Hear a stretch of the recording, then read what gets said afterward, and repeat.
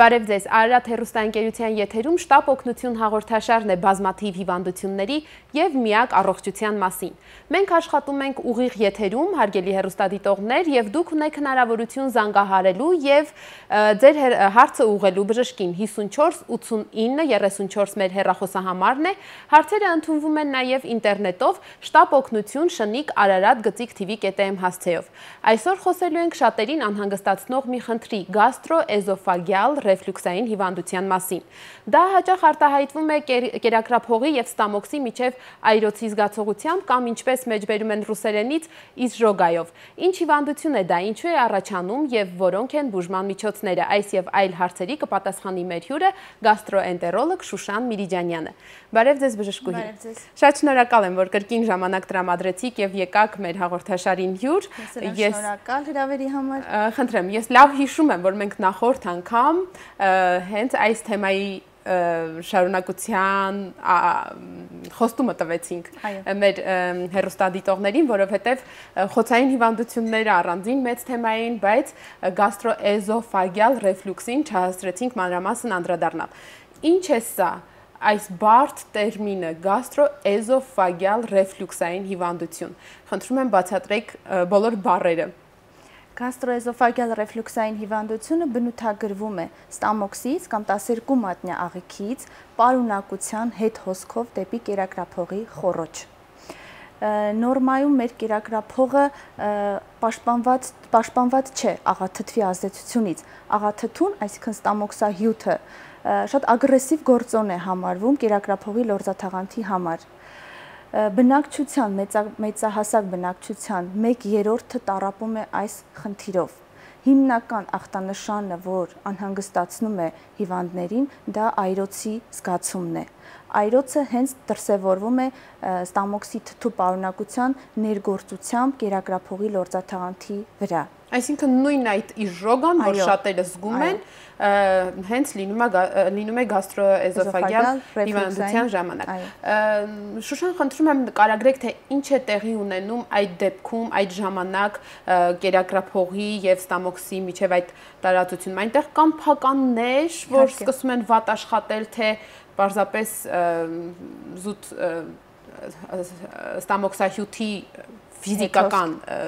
տեղաշարժն է խնդիրը։ Պատճառները մի քանիսն են։ Առաջին հերթին առաջին ամենակարևոր պատճառը դա ստորին կերակրափողային սեղմանի սպոնտան թուլացումն է, այսինքն ինքնաբերաբար թուլացում է տեղի ունենում օրվա մեջ մի քանի անգամ։ Նորմայում նորից կատարվում է մեր մոտ, բայց որպես կանոն տևողությունն է կարճ նորմալ մարդկանց մոտ 5-ից 6 վայրկյան կարող է տևել այդ էպիզոդը եւ օրվա մեջ մի քանի անգամ, ոչ ավել։ Երբ որ նորմայից անցնում են այդ էպիզոդների քանակը եւ տևողությունն է երկարում մոտ 10 վայրկյանից ավել, ներգործությունը աղաթթվի կերակրափողի լորձաթաղանթի վրա երկարում է։ Այստեղ արդեն ունենում են գաստրոէզոֆագյալ ռեֆլյուքսային հիվանդություն։ Մյուս գլխավոր պատճառը դա ներվորովայնային ճնշման բարձրացումն է։ Ինչ է դա նշանակում։ Ներստամոքսային ճնշումն է բարձրանում մեծ քանակով սնունդ օգտագործելուց, օրինակ։ Շատակերությունը կարող է հանգեցնել դրան։ Մյուս պատճառը դա ճարպակալումն է, ավելորդ քաշը,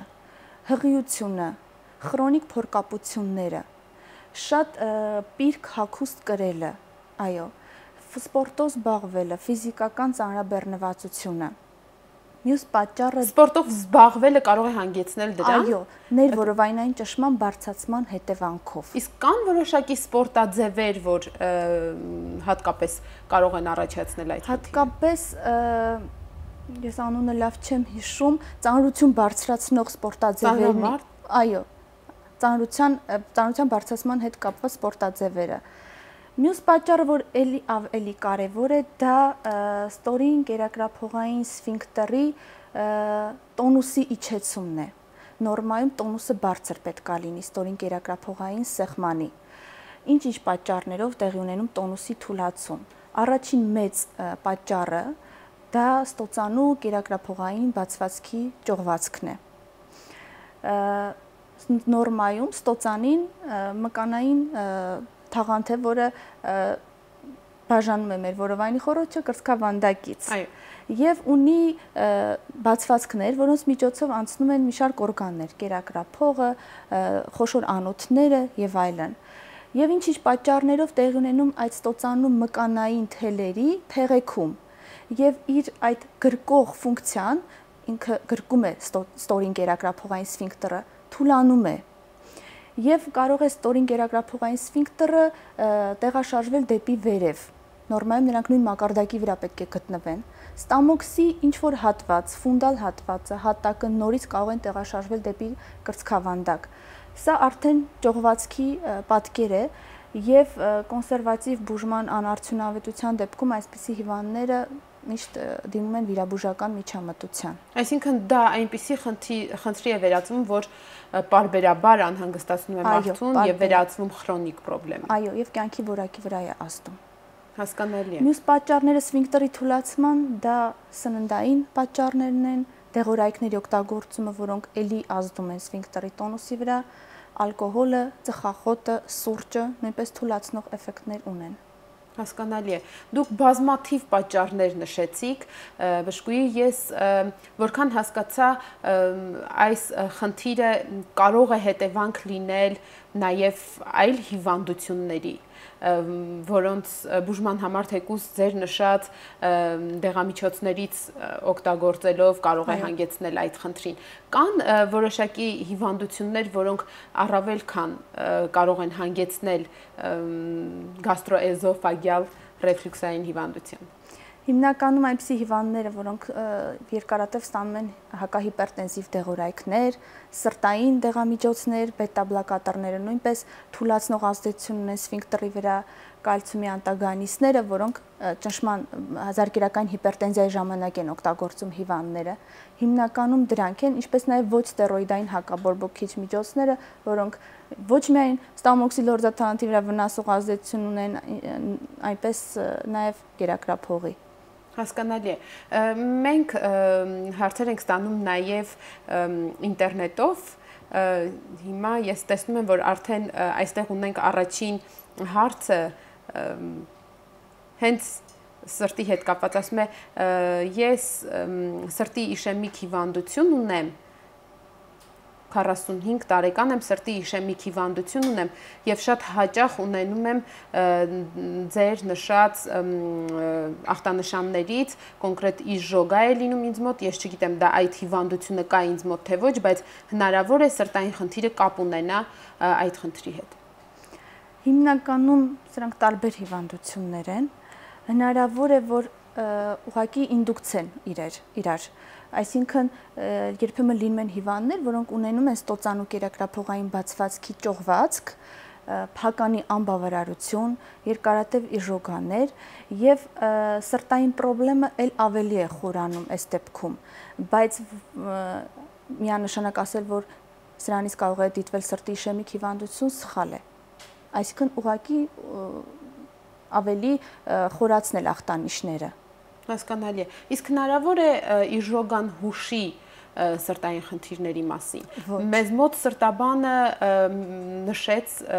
մեզ հյուր եկած սրտաբաններից, որ այո, ինֆարկտի ժամանակ, սուր ինֆարկտի ժամանակ հատկապես, մարդը կարող է նաև ունենալ այրոցի զգացողություն։ Այրոցը այստեղ առանձին ինձ թվում է չի լինի, որովհետև կմիանա նաև ցավը։ Երբեմն լինում է էզոֆագիտների ժամանակ, գաստրոէզոֆագյալ ռեֆլյուքսային հիվանդության ժամանակ ցավով ուղեկցվող ախտանիշ։ Այս դեպքում ցավը արկա է լինում։ Սրտի իշեմիկ հիվանդության ժամանակ էլ ենք մենք ունենում ցավ։ Դրա համար անպայման տարանջատել պետք է։ Հասկանալի է։ Շուշան, իսկ ուրիշ էլ ինչ ախտանշաններ կարող են ի հայտ գալ այդ հիվանդության դեպքում։ Դա միայն այրոցն է եւ կամ ձեր նշած ցավը, թե հնարավոր է այլ ախտանշաններ նույնպես լինեն եւ մարդը պարզապես շատ արագ հասկանա, որ իր մոտ այս խնդիրն է եւ դիմի համապատասխան մասնագետին։ Բացի այրոցը իհարկե կան նաև շատ այլ ախտանիշներ, գղտոցները,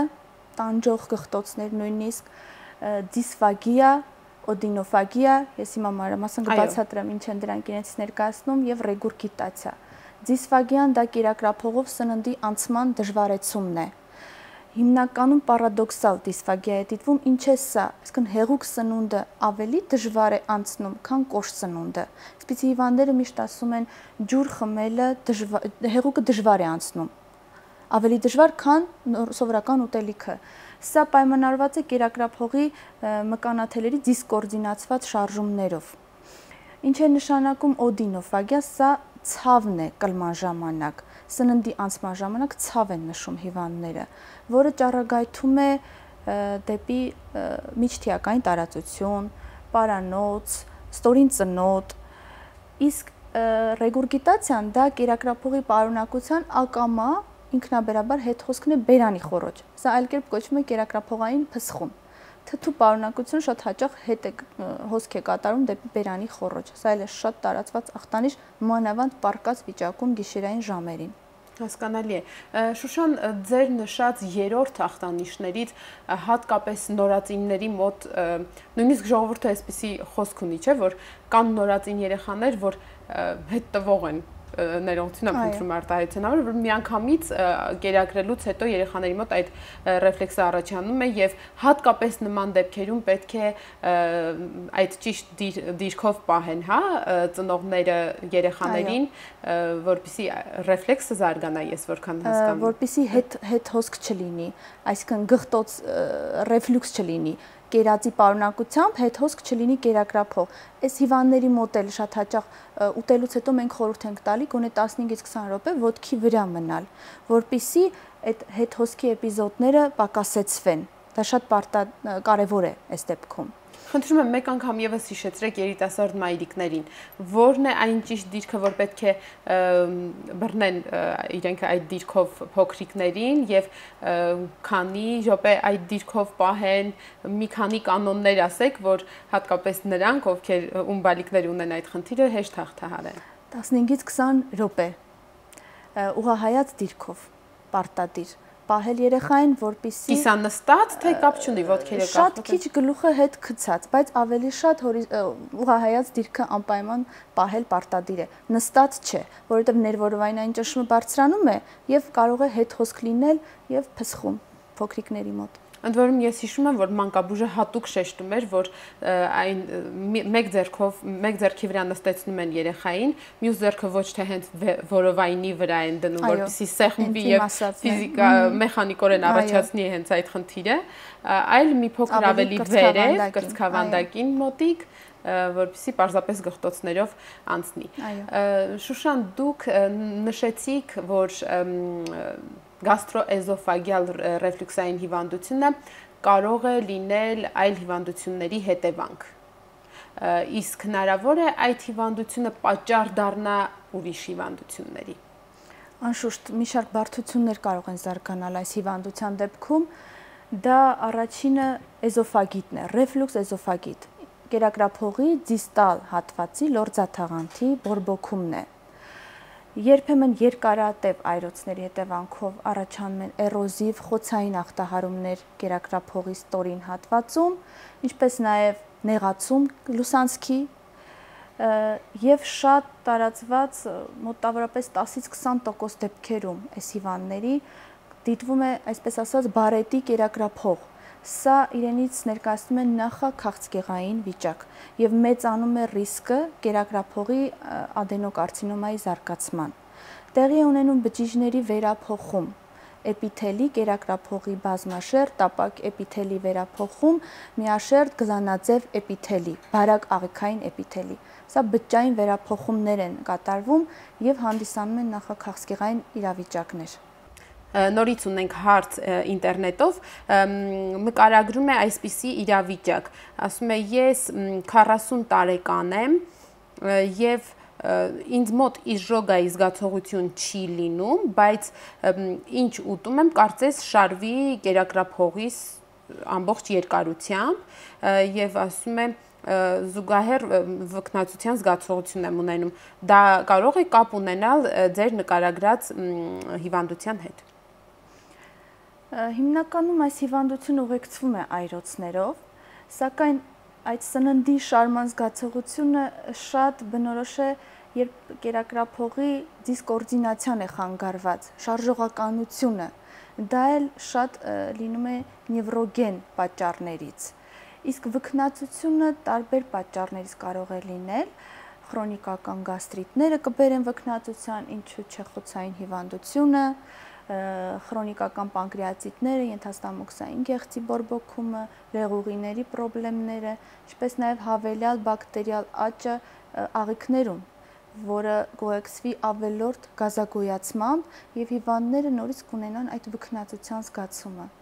Այսինքն սա ռեֆլյուքսային հիվանդության հետ առանձնակի կապ չունի տվյալ դեպքը։ Ավելի շատ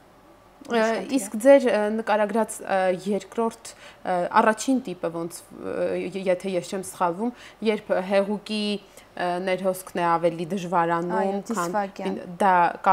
հնարավոր է շփոթություն առաջանա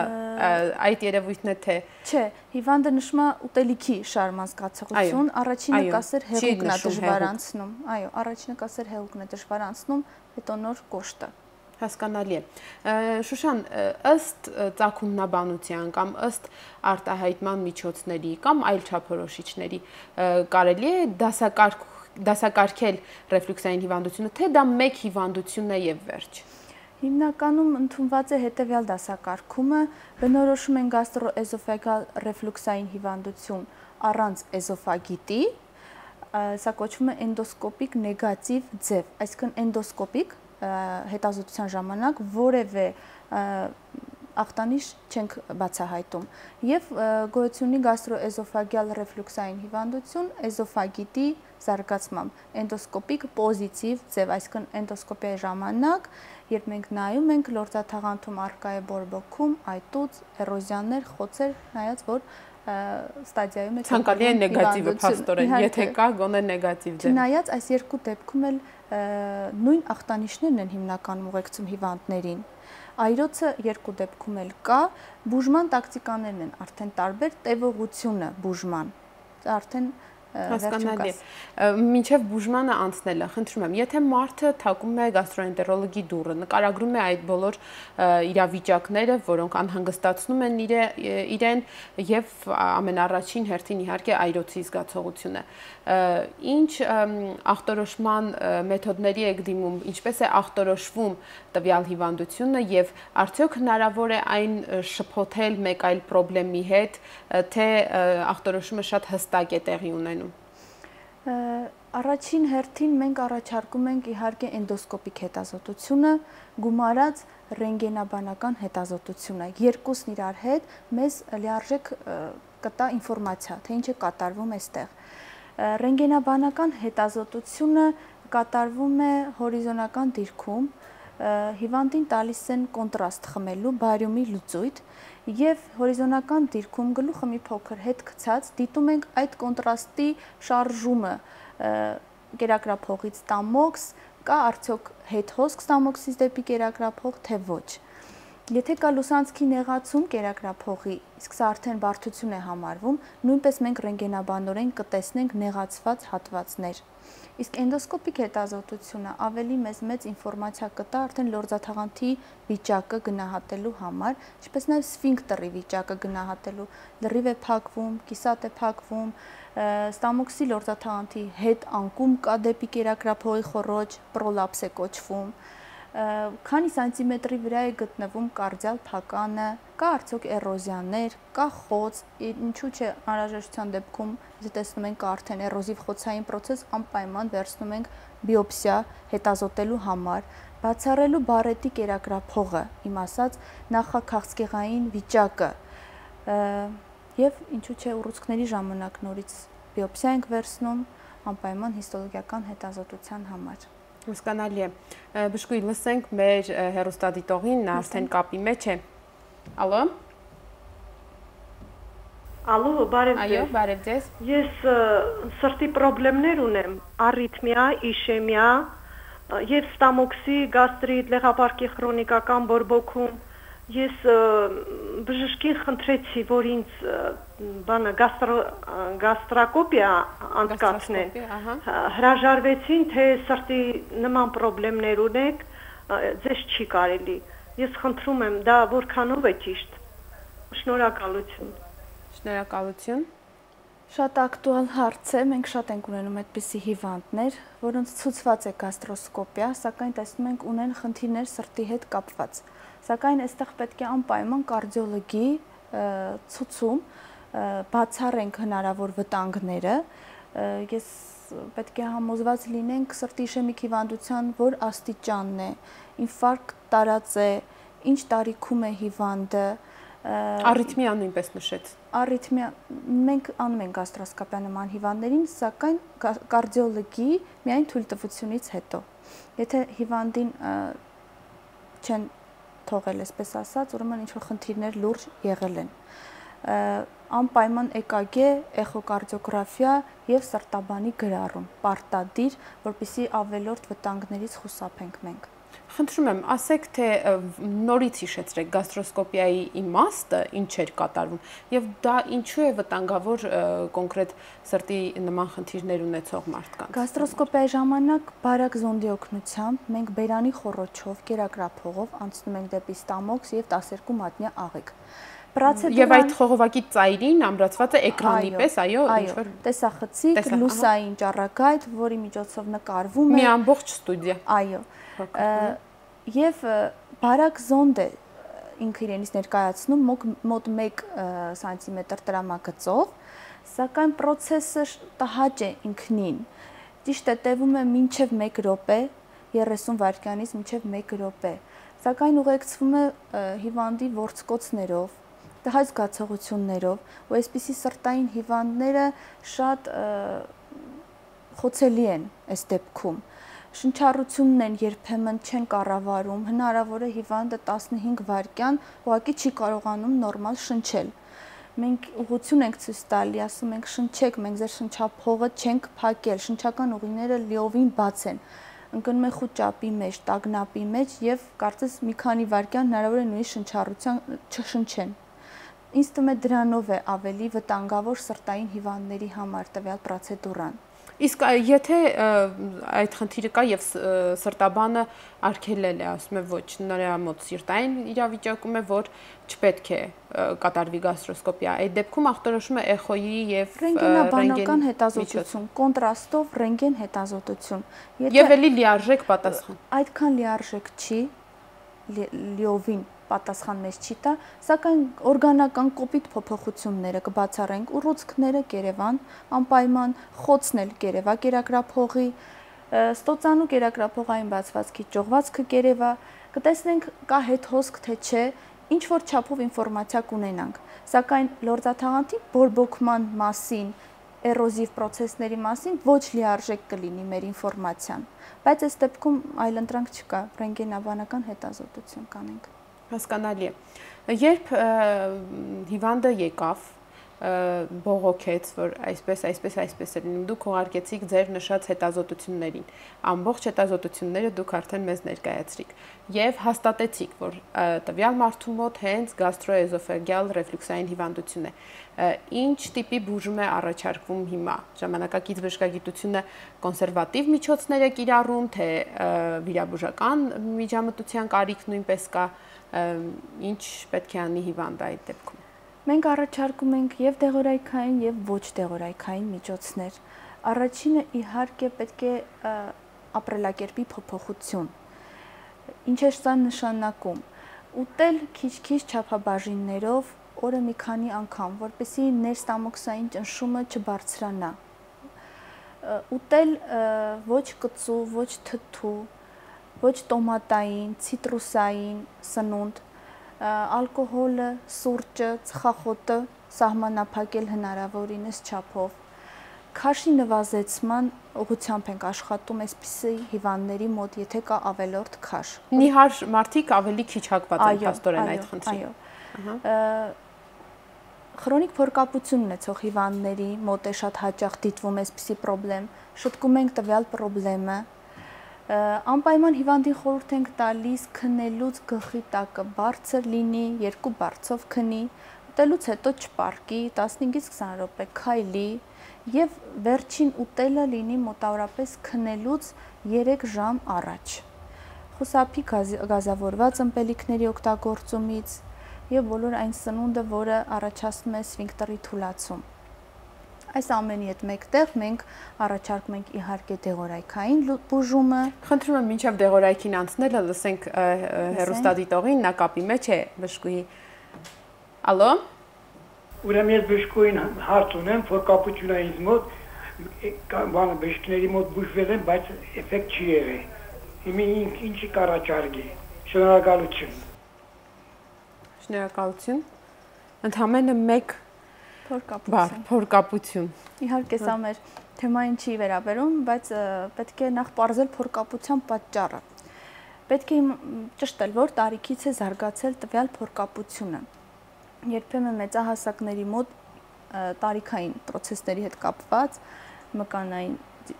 թուլություն եւ այլն պերիստալտիկան է արդեն դանդաղում, այսպիսի տարիքով հիվանդների մոտ եւ դիտվում են քրոնիկ փորկապություններ։ Բազմազան են փորկապությունների պատճառը։ Փորկապությունը եթե որքան ժամանակը մեկ է մարդը կարողանում ազատվել շաբաթվա մեջ 3 անգամից պակասը, քիչը արդեն համարվում է փորկապություն։ Այո։ Իսկ կան ինչ-որ միջոցներ, որոնք կարող են այնուամենայնիվ ազատել դեղորայքային եւ նաեւ սննդակարգային, այնպես ինչպես դուք նշում էիք ռեֆլեքսային հիվանդության դեպքում։ Իհարկե կան դեղորայքներ, որոնք անմիջապես առաջացնում են աղիների պերիստալտիկայի ուժեղացում, սիմպտոմատիկ, բայց դա եւ առաջանում է աղու դատարկում, հաստաղու։ Սակայն ելի եմ ասում, պետք է անպայման պատճառը պարզել, որպեսզի մենք աշխատենք պատճառի վերացման վրա, ոչ թե հետևանքի։ Պատճառներն բազմազան են, դա ուղղակի, եթե թվեմ, շատ մեծ ժամանակ կանցնի, հիվանդին խորհուրդ եմ տալիս անպայման թող դիմի բժշկի, կատարվի մի շարք հետազոտություններ, տեսնենք թե աղիներում ինչպես է անցնում պասաժը, հա, կոնտրաստ հետազոտություններ մենք ունենք, տեսնենք ինչ ուղեկցող հիվանդություններ կան, լեղուղիների հիվանդություններն են բերում փորկապության, լեղու հոսքի խանգարումները եւ այլն բազմաթիվ են։ Հասկանալի է։ Բժշկուհի, ես հիշում եմ, որ մենք դեռ պետք է խոսենք դեղորայքի մասին, բայց այսպիսի մի հարց, ասում եմ, հենց ձեր նշած երևի կենսաձևի, սննդակարգի եւ սնունդ ընդունելու ռեժիմի հետո է ծագել այս հարցը երևի։ Հեղինակը նշում է ես շատ հաճախ եմ իժոգա ունենում հատկապես տոմատով ուտելիքից եւ այն շատ արագ հանգստանում է խնձոր ուտելուց։ Բայց բժիշկներն ասում են, որ խնձորը դրա հետ այնքան էլ կապ չունի, դուք ինչպես կբացատրեք դա։ Տոմատային սնունդից իհարկե շատ հաճախ է դիտվում այրոցներ, տոմատը ինքը գրգռող սնունդ է համարվում եւ համարվում է սֆինկտերը թուլացնող սնունդ։ Շատերը կան, որ խնձոր են օգտագործում իժոգայի ժամանակ, դա ինչ որ չափով կարճատև ազդում է, հանում է այդ զգացողությունից, սակայն խնձորը ինքը պարունակում է խնձորաթթու եւ երկրորդային մեխանիզմով ինքը նորից գրգռում է աղաթթվի սինթեզը, թթվությունը նորից կարող է բարձրանալ։ Ինչպես նաեւ շատ տարածված սոդայի օգտագործումը, բոլորն են օգտագործում սոդա, հաշվի չառնելով, որ սոդան ինքը իր հերթին նորից կարճատև հանգստացնելուց հետո երկրորդային արդեն բերում է աղաթթվի ավելի ուժգին հիպերսեկրեցիայի։ Ռեժիսորը հուշում է, որ մենք ունենք հեռախոսազանգ, բժշկուհի, լսենք հեռուստադիտողին։ Ալո։ Ալո, բարև ձեզ, բժշկուհի ջան, ես 43 տարեկան եմ։ Այդ ձեր բոլոր նշված նախորդ նշված բոլոր գղտոցները, վկնածությունը ինձ մոտ էլ կա, պարզապես ես այդ դեպքերում թշիկ եմ պատրաստում սոդա եւ լիմոն, հանքային ջրի էֆեկտ երևի ծանոթացես։ Ու ինձ հանգստացնում է, ուզում եմ իմանալ որքանով է վտանգավոր այդ թշիկը օգտագործել։ Շնորհակալություն։ Շնորհակալություն։ Խնդրեմ մեր հեռուստադիտողի համար հատուկ նորից անդրադառնանք, նորից վեր։ Ես նոր ասեցի, սոդան ինքը իրենից ներկայացնում է նատրի հիդրոկարբոնատ, որը ներգործելով աղաթթվի հետ առաջացնում է ածխաթթու գազ, որը ինքը իր հերթին խթանում է աղաթթվի սեկրեցիան։ Ժամանակավոր հիմնային միջավայր լինելով հանդերձ չեզոքացնում է աղաթթուն, բայց երկրորդային մեխանիզմով նորից առաջացնում է աղաթթվի հիպերսեկրեցիա, դրա համար երկարատև օգտագործումը խորհուրդ չեմ տալիս, բացարձակ։ Եվ հնարավոր է, եթե մի քանի անգամ կամ մի որոշ ժամանակ դրական լինի արդյունքը, հետագայում նաև օրգանիզմը արդեն սովորած լինի, այո, դրան եւ այդ էֆեկտը նույնիսկ չզգացվի։ Իհարկե։ Սոդայից։ Պրոցեսը խորանում է։ Շուշան, իսկ ինչ սննդամթերք եք առաջարկում օգտագործել նման մարդկանց։ Դուք նշեցիք, որ ոչ կծու, ոչ թթու, ոչ տոմատային, իսկ ասենք սոդայի էֆեկտով կամ չեզոքացնող այլ էֆեկտով ինչ որ բան կա որևէ սննդամթերքի մեջ ինչ որ նյութեր, որոնք գոնե ժամանակավորապես կհանեն այդ իրավիճակից մինչև բուժմանն անցնելը։ Այստեղ սպիտակուցային սնունդն է չեզոքացնող դեր խաղում, կաթը, անյուղ տվոռը, կատնաշորը,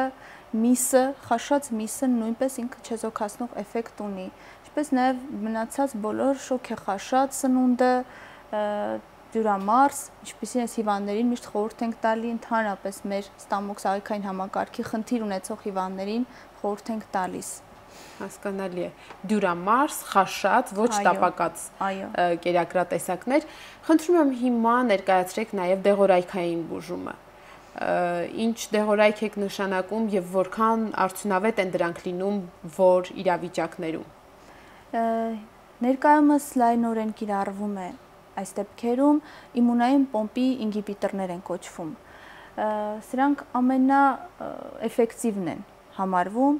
եւ նշանակվում է բոլոր հիվանդներին, իհարկե հաշվի առնելով հիվանդությունը որ էտապում է գտնվում, արկա է էրոզիաներ, խոցեր, որովհետեւ այս դեպքում բուժման կուրսի տևողությունն է փոխվում։ Եթե ունենք ուղղակի ռեֆլյուքսային հիվանդություն առանց էզոֆագիտի, առանց էրոզիվ էզոֆագիտի, մենք նշանակում ենք այս դեղորայքը, անուններ չնշեմ հատուկ, պրոտոնային պոմպի ինհիբիտորներ։ Մեր շատ հայտնի օմեպրազոլային շարքը, սակայն հիմա շատ նոր սերնդի դեղորայքներ են արդեն սինթեզվել։ Նշանակում ենք 4 շաբաթ տևողությամբ, սկսում ենք 4 շաբաթից թերապևտիկ դեղաչափով, այնուհետև պահպանողական դեղաչափով շարունակում ենք եւս 6 շաբաթ։ Սա երբ որ չկա որևէ բարդություն։ Եթե ունենում ենք էրոզիվ կամ խոցային էզոֆագիտ, նշանակում ենք 8 շաբաթ նույն դեղը թերապևտիկ դոզաչափով, այնուհետև բուժումը պահպանողական դեղաչափով, սա արդեն կես դեղաչափն է, շարունակում ենք մինչև նույնիսկ 24 շաբաթ, 6 ամիս հիվանդներ կան, որոնք մինչև 1 տարի կարող է խմել հետևյալ դեղամիջոցները, այո։ Այնուհետև 2-3 ամիս հետո կատարում ենք նորից էնդոսկոպիկ հետազոտություն արդյունքը գնահատելու համար։ Եթե արկա է բարետի կերակրափող, նորից 8 շաբաթ բուժումից հետո պարտադիր էնդոսկոպիկ հետազոտություն, նորից բիոպսիայի վերցումով։ Եթե չունենք դրական դինամիկա, մենք այս հիվանդներին ուղարկում ենք արդեն վիրատական միջամտության։ Կոնկրետ բարետի կերակրափողի դեպքում այլ վիրատական միջամտություններ են, տվյալ հատվածը լորձաթաղանթի լազերային շտկումով են իրականացնում, կոագուլյացիա է կատարվում եւ այլն։ Եվ եթե արկա է ստոծանու կերակրափողային բացվածքի ճողվածք,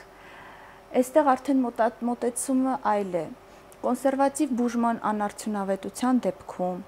բարդությունների արկայության դեպքում, էրոզիաներ, խոցեր, որոնք բուժման չեն տրվում եւ որը շատ վատացնում է հիվանդի կյանքի որակը, մենք առաջարկում ենք արդեն վիրաբուժի խորհրդատվություն, վիրահատական միջամտություն։ Ինչ է սա իրանից ներկայացնում, կոչվում է ֆունդոպլիկացիա, այսինքն կատարվում է տվյալ բացվածքի նեղացում, գումարած ստամոքսի լորձաթաղանթի հատակից ձևավորվում է մանժետկա, որը գրպանի նման գրկում է կերակրափողի ստորին սֆինկտերը, մեխանիկորեն առաջացնում է նեղացում։ Այսինքն արհեստական սֆինկտրի պես մի բան։ Արհեստական սֆինկտր ենք ստեղծում եւ կերակրափող գրպանի նման մխրճվում է ստամոքսի, այո, հետեւյալ հատվածի մեջ։ Ինչպես նաև կատարվում է այդ ոտիկների կարում, կերակրափող ստոծանու բացվածքի մկանային ոտիկների կարում, որպեսզի ինչ որ չափով նորից փոքրացվի տվյալ անցքը։ Արդյունավետությունը բարձր է,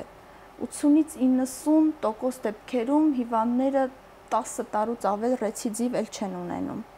Վիրահատությունից հետո թե կոնսերվատիվ բուժում։ Վիրահատությունից հետո։ Վիրահատությունից հետո։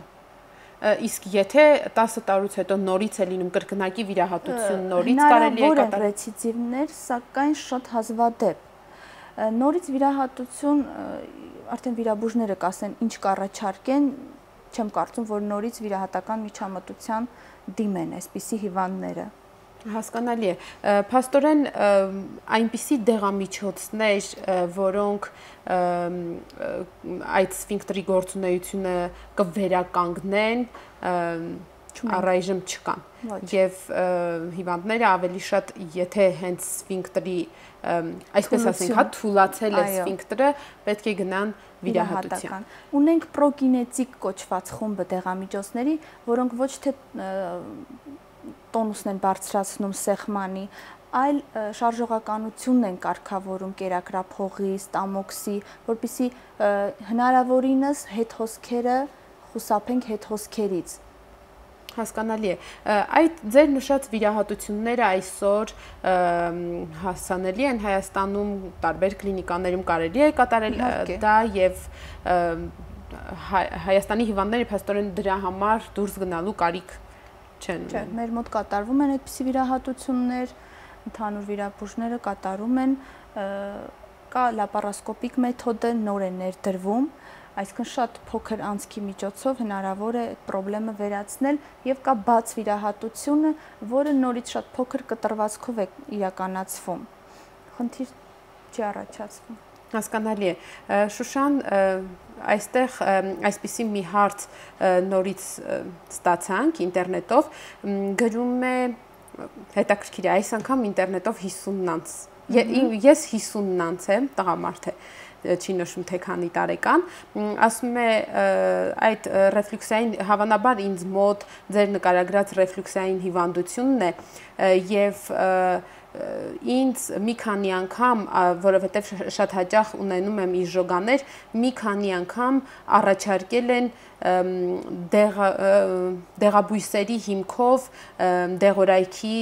կիրառություն, ասում է, բայց ես հակված չեմ նման բուժման մեթոդներին,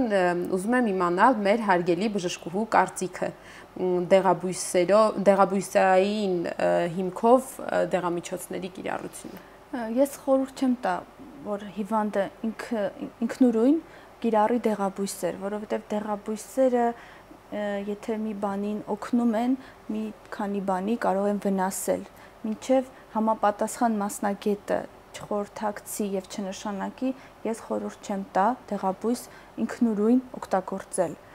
Իսկ ինչ խորհուրդ կտամ հիվանդին անպայման հետազոտվել, դիմել բժշկի, պատճառը պարզելու համար, գնահատենք իրավիճակը, փականի վիճակը, անբավարարությունը, ճողվածքի առկայությունը եւ ըստ դրա համապատասխան կուրսը նշանակվի կախված հիվանդության բարդությունից։ Հասկանալի է։ Ես տեսնում եմ, որ այստեղ կրկին ունենք հարց, բայց ներողություն եմ խնդրում հարգելի հեռուստադիտողներ, ես խոստանում եմ, որ եթերից հետո կփոխանցեմ ձեր հարցը բժշկին եւ հետ կուղարկեմ պատասխանը։ Հուսով եմ Շուշանը չի հրաժարվի պատասխանել նաեւ ինտերնետով մեր հեռուստադիտողների հարցերին, բայց ռեժիսորը հուշում է, որ արդեն ավարտվեց մեր եթերային ժամանակը, շատ շնորհակալ եմ։ Կրկին շնորհակալություն, որ եկաք եւ մանրամասն պատասխանեցիք մեր հարցերին։ Այսօր այսքանը հարգելի հեռուստադիտողներ, հիշեցնեմ, որ մեր հյուրն էր գաստրոենտերոլոգ Շուշան Միրիջանյանը, խոսում էինք գաստրոէզոֆագյալ հիվանդության, ռեֆլյուքսային հիվանդության մասին, որը առավել շատ հայտնի է այրոցի իժոգայի դրսևորմամբ։ Գնահատեք ձեր ամենաթանկ ունեցվածքը, առողջությունը եւ պահպանեք այն բոլոր հնարավոր միջոցներով։ Իսկ բժիշկների հավաստմամբ առողջության պահպանման ամենաարդյունավետ միջոցը հիվանդությունների կանխարգելումն է։ Գրանցեք մեր հեռախոսահամարը 54 89 34, նախապատրաստեք ձեր հարցերը, վաղը խոսելու ենք նևրոզների մասին։ Մինչ հանդիպում, առողջ եղեք։